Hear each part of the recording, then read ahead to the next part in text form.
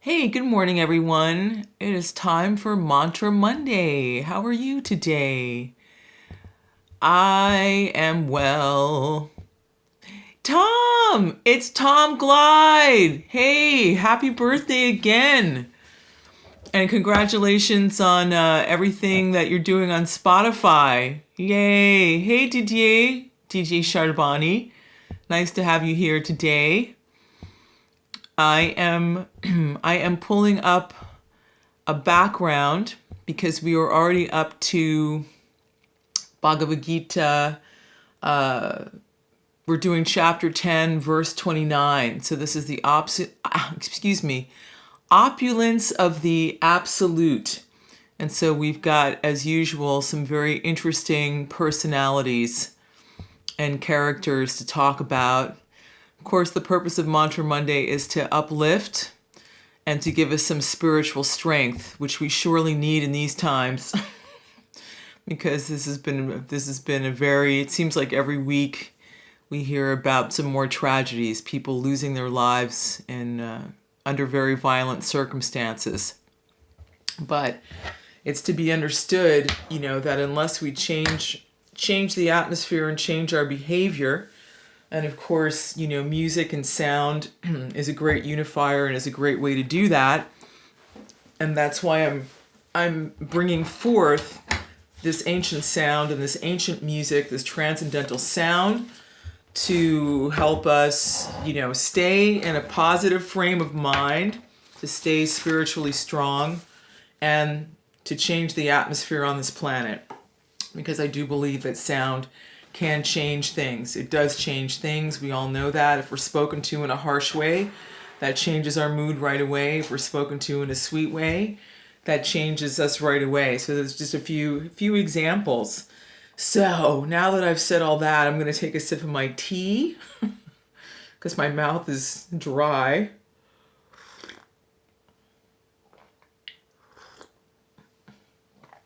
I also want to thank everyone for the great reaction on the t-shirts that I'm rolling out. So hopefully later on today or by tomorrow, I'll be able to get those into production. Okay, so here we go. I'm just going to get right into it. So first I'm going to read the Sanskrit. Then, as usual, I will do the word-for-word translation. Then I will do the purport. And then I will try and give any little insights that I may have. You may have something to contribute to. I also do have a question for you guys today because there's something that I couldn't quite remember. I might be able to look it up on the fly. Okay, here we go. Bhagavad Gita as it is, chapter 10, mantra verse 29. Anantaś cāsmi nāgānām. Varuṇo yādasām aham, pittāṇām Aryamā cāsmi, Yama saṁyamatām aham. So now I'm going to sing that. Anantaś cāsmi nāgānām, Varuṇa yādasām aham, pittāṇām Aryamā cāsmi, Yama saṁyamatām aham. One more time. Anantaś cāsmi nāgānām, Varuṇa yādasām aham, pittāṇām Aryamā cāsmi, Yama saṁyamatām aham. So now the synonyms, or the word for word. Ananta, Ananta. Cha, also. Asmi, I am. Nāgānām, of the many hooded serpents. Varuṇa, the demigod controlling the water. Yādasām, of all aquatics. Aham, I am. Pittāṇām, of the ancestors. Aryamā, Aryamā. Cha, also. Asmi, I am. Yamaḥ, the controller of death. Saṁyamatām, of all regulators. Aham, I am. Om Namo Bhagavate Vasudevaya. Okay, so here's the translation. Of the many hooded Nāgas, I am Ananta. And among the aquatics, I am the demigod Varuṇa. Of departed ancestors, I am Aryamā. and among the dispensers of law, I am Yama, the Lord of Death. Okay, so a Naga is a serpent, a snake, a dragon. So here's the purport by A.C. Bhaktivedanta Swami. He says, among the many hooded Naga serpents, Ananta is the greatest, as is the demigod Varuṇa among the aquatics. They both represent Kṛṣṇa. There is also the planet of Pitās, or ancestors, presided over by Aryamā, who represents Kṛṣṇa. There are many living entities who give punishment to the miscreants, and among them Yama is the chief. Yama is situated on a planet near this earthly planet. After death, those who are very sinful are taken there, and Yama arranges different kinds of punishments for them. Okay, so this is interesting. This is kind of a very watery, serpenty, afterlife-y type of mantra that we've got going on today. And I just want to show you that I wore some special bracelets because I was thinking about serpents. So this is a bracelet that I actually got in Paris on the Rue de la Roquette. There was this little shop and they always had like really cool jewelry. And so I saw these one day, the pair, and I was like, ooh, I got to get that. They're very lightweight. It's basically costume jewelry, but you see a lot of references to the Far East, you know, when you're in France, also Africa, of course, because France is sort of, you know, halfway there. It's about a 14-hour plane ride from there. And also, of course, I wore these kind of serpenty, scaly earrings today, staying on theme, your girl. Okay, so you'll see on the photo that I've pulled up that I showed last week, there is a very large serpent in this water. This is actually Vasuki. It's not Ananta, but Ananta is the older brother, as it were, of Vasuki. Of course, all these different divine serpents, these celestial snakes, are actual expansions of Bhagavan. They are expansions of Kṛṣṇa, and as such, they have a very special role to play. So I know a lot of people are afraid of snakes and all of that, and there can be some very negative connotations and associations with them. But in this case, it's very positive. It's transcendental. Although Kṛṣṇa, not being stupid, you know, gets the symbology. So snakes are not something that you want to mess with. Snakes can be very protective. They're also associated with someone who is regal, and so forth. So Ananta Sesha, there is a image that I have shown before of Vishnu laying in an ocean of milk, you know, in Swetadweep, and he is laying on this divine serpent. The divine serpent serves as a mattress for him and is also over Lord Vishnu's head in a protective manner, and Lakshmi Devi is at his feet. But Ananta is not just merely, you know, protective in a mundane sense. What he is doing as the first expansion, otherwise known as Balaram, he is actually glorifying the Lord through his mouths. He's got like unlimited mouths, and he is constantly glorifying the Lord's Leela. And it is said that not even Ananta can keep up, because the Lord's Leela, his pastimes, are continually expanding and expanding and expanding. So this is actually, for me, a very magnificent image, you know, a very magnificent transcendental reality. If you can just imagine that for a moment, that you have this very majestic Lord Vishnu, you know, laying on this bed, you know, which is an expansion of his. And this music, you know, this music and this mantra is coming from the mouths of these serpents that are constantly singing and constantly chanting. So it's very, very ecstatic. So the Lord kind of has his own portable radio. Hey, Cheryl, nice to see you here this morning. So that's a little bit of who anantaś is. To dig into that a little bit deeper, so as not to confuse, the Lord always comes with his entourage. The Lord never comes alone. He is always in company. The spiritual world is not a lonely place. Everyone is in good company. And the Lord is very social also. The proof is he made all of us. So Lord Balaram is actually Kṛṣṇa's first expansion. So Kṛṣṇa is the Supreme Personality of Godhead, the original personality of Godhead.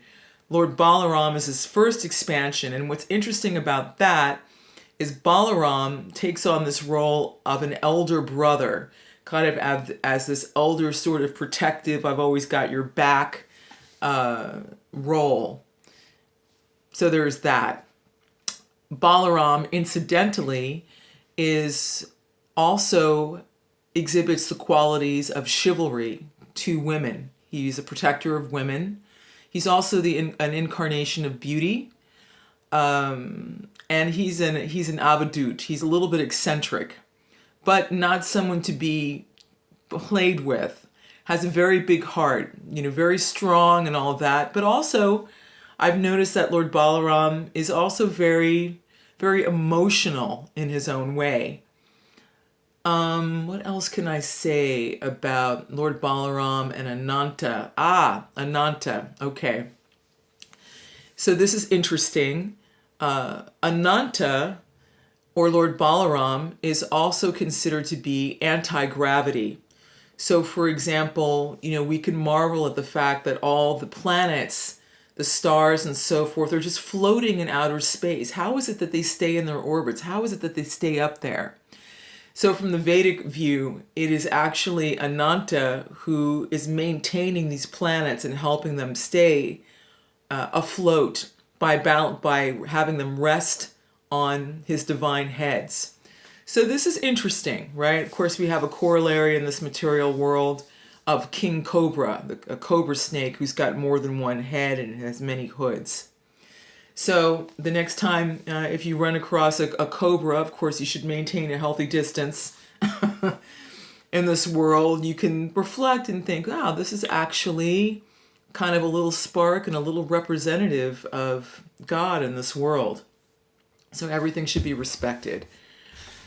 Of course, snakes can also perform, functions like eating, rodents and rats, things that can cause disease and infestation, mice and so forth. They naturally take care of that. Okay, so now the next slide, he says, among the aquatics, I am the demigod Varuṇa. So Varuṇa, that was our image today. Actually, let me just pull this up. This is a nice illustration of Varuṇa. So I looked up Varuṇa's name, and Varuṇa's name means one who surrounds or one who covers. So that is a reference to the planet that we're living on. We're living on planet Earth, and you may have noticed that about 2/3 of this planet is covered with water. So water is a very important element, and indeed it does surround us. And of course, within the water, you see that Varuṇa's carrier is a crocodile, and he has some different paraphernalia in his hand. He is carrying, it seems that he's carrying a sword in one hand. I wasn't able to find the meaning of that one, but you'll also notice in one of his hands he's carrying a lasso. Now I thought that was interesting because the lasso is his ability to bind evil, Very interesting. Varuṇa, as mentioned several weeks ago, is actually one of the Adityas. What else can I say? Well, the ocean also should be respected. there are so many living entities that are there, things that we don't even know about that are way, way, way, way, way, way down the deep. You know, we see whales and dolphins and crocodiles and so on and so forth. But the domain of Varuṇa is pretty vast. And I think did I bring up that slide here? Oh, where is my little slide? Oh, I don't know. I have this cute little slide because I wanted to tell you this little story about Varuṇa and the importance of water. So, be that as it may, there is a little pastime where Nanda Maharaj, who is the devotee who is playing that role of a king and playing out that role as Krishna's father eternally in Goloka Vrindavan, but also in Vrindavan on the earth planet. So he was doing a fast one day. You know, he was performing an austerity, he was doing a fast. And at what he thought was the right moment, because of course if you're doing an austerity like that, the time you begin and the time you end is extremely important, because if you don't end it at the right time, you won't get the desired result. As a matter of fact, you may get an undesirable result.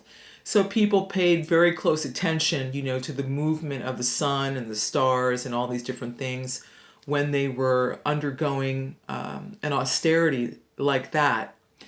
So Nanda Maharaj went into the Jamuna River. Of course, the rivers are also tributaries that go into the sea, so they are considered to be under the purview of Varuṇa. And when he went into the water, he was arrested. He was arrested by two of Varuṇa's assistants. He was very surprised by that. And they said, you know, you didn't go in the right time. You have committed a crime. So they took him away and brought him to Varuṇa, who is, of course, the Lord of the water and the seas and the oceans. So now Krishna's father has gone missing, and he, again, and his elder brother, Balaram, they figured out what was going on, and they traveled to see Varuṇa in his watery kingdom, saying, "Why'd you arrest my dad?" So the funny thing about the story is that once Varuṇa saw Kṛṣṇa and Balaram, he came to his senses and he realized that he was the one who had actually committed offense. Nanda Maharaj is not an ordinary person, and who he's directly related to in this very intimate rasa or relationship is none other than. So he apologized and offered some very beautiful prayers, and in the course of his apology said, I'm paraphrasing, you know, I think the real reason why I arrested your father is because I just wanted to see you. And now that I've seen you, I feel completely satisfied.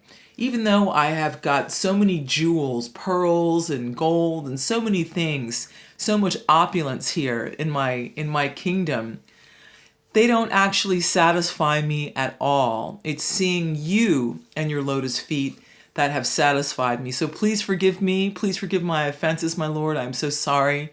And please take your father, you know, back home, back to your home. So sometimes I've been talking a lot about Indra, and Indra has this very funny relationship, you know, with Kṛṣṇa. They're almost kind of like brothers. So sometimes you will see that the demigods will do these different things, you know, that are on the surface offensive, but underneath it, at the end of it, is actually a strong desire to have an interaction directly with the Supreme Personality of Godhead. Because remember, at least in these pastimes when Kṛṣṇa descends, beforehand he actually instructs the demigods and his intimate associates to appear, you know, and to take birth. Again, the Lord never comes alone. Of course, Varuṇa is here and he's doing his job and doing his duties in terms of what he's supposed to do with the ocean. Anyway, there you go. I thought that would be a fun little tidbit. So everything is alive, everything has a personality, everything is connected to the divine, and as such, we should respect that. Okay, so of departed ancestors, I am Aryamā. So, in African culture, there's a pretty good understanding of ancestors. If anyone who watched Black Panther, Chadwick, rest in peace, there is a beautiful scene there where the king has a kind of a near-death experience. And in it, he visits his father, who was already departed and who was living in this place. So this would be understood to be the planet of the ancestors, or Pitraloka. So this is a real place, and in Vedic culture, and again, as I'm mentioning in other cultures, African culture, I know Mexican culture, there is an understanding that your ancestors may need some assistance once they've crossed over. And so offerings are made. So pinda would be offered, and pinda basically is sanctified foodstuffs, sanctified vegetarian foodstuffs that would be offered to them, that they can receive the blessing from, to help disentangle them from any karma, any kind of karma reaction that they may be experiencing, to help them move along in their spiritual journey. So that is a very common thing. If you go into homes in the East, you may see a couple of different altars. There's usually a presiding, deity, or demigod, maybe someone for good luck or what have you. But often also, people will have an altar simply dedicated to their ancestors. Of course, in Mexico, they have Días de los Muertos, they have Day of the Dead, in which they, do this reciprocation, this other side of the veil conversation. Actually, I have a movie and a narration that I'm going to be releasing fairly soon, after doing a lot of tweaks on websites and so forth, talking about that story as well, which I hope will help people. Okay, so then he says, among the dispensers of law, I am Yama, the Lord of Death. So again, in the purport here, Prabhupada is pointing out, Yama is situated in a planet near this earthly planet. After death, those who are very sinful are taken there, and Yama arranges different kinds of punishment. All right, so I'm going to pull up a photo of Yamaraj. Here he is. So this is the depiction of Yamaraj. He rides a buffalo. Looks like he's carrying a kind of a whip in his hand. This is from what I can tell. Another name for Yamaraj is also Dharma Raj. And Dharma Raj, or Yamaraj, to be noted, is also another Aditya. Also, he is the father of Yudhishthir. So, of course, this whole Bhagavad Gita is taking place on the battlefield of Kurukshetra. This is a great battle where the Pandavas, much to their sadness, had to finally face in battle their cousin brothers, the Kurus.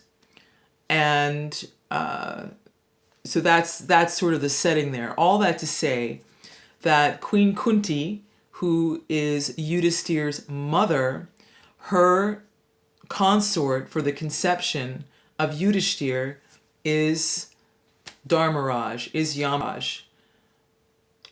As such, Yudhishthir has a very kind of sober personality. He's very thoughtful, and he's always worried and weighing about what the best course of action is to do. So when Yamaraj, when a soul comes to the underworld, Yamaraj, has to look at their life, and he carefully considers, what should this person's punishment be? A corollary with Yamaraj in the West is Hades, who is the Lord of the underworld. There are, different memories that we have about that. When you die, you have nickels put on your eyes.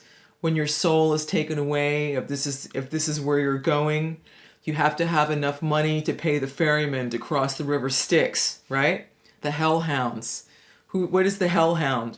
The hellhound in the Greek understanding is the three-headed dog Cerberus that greets you at the gate, before you go in to the other side to be judged by Yamaraj.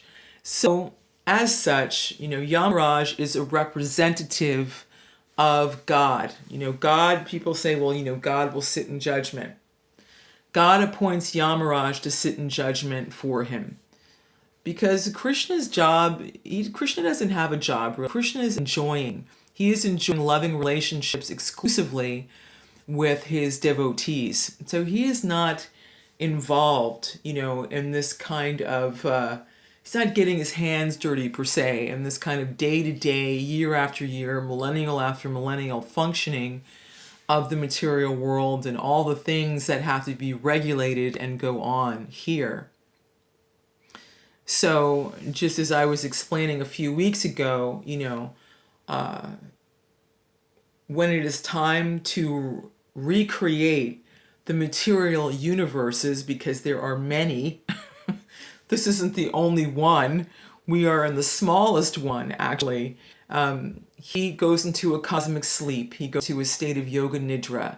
And as he exhales, all the entities, all the universes come out through pores. And then within each universe, he expands himself again as Garbhodakshai Vishnu, or Kshirodakshai Vishnu, I should say. And then he is there to maintain, because the world is a very, very hard place to maintain. And that is a transcendental job for God, for sure.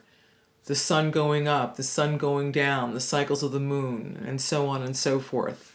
Floating in space, all these different things.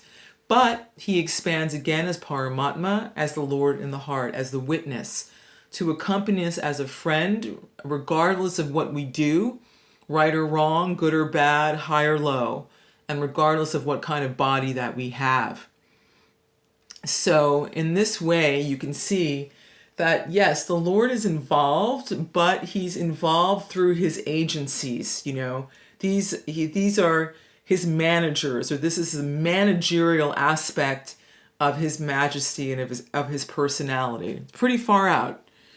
I think we can all relate to that. If you're running a business, or if you're running something, you may have to get it started in the beginning, but you don't want to spend all your time, doing that. You appoint different people to take care of different things that needed to be taken care of.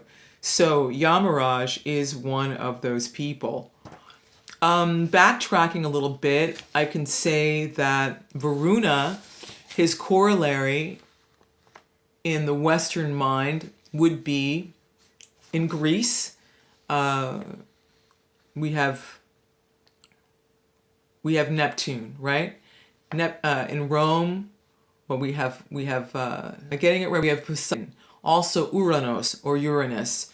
So the planets that represent Varuṇa, or the oceans, are actually the planet Neptune and also the planet Uranus. And of course, Uranus can bring around very sudden changes. What else can I say about these verses today?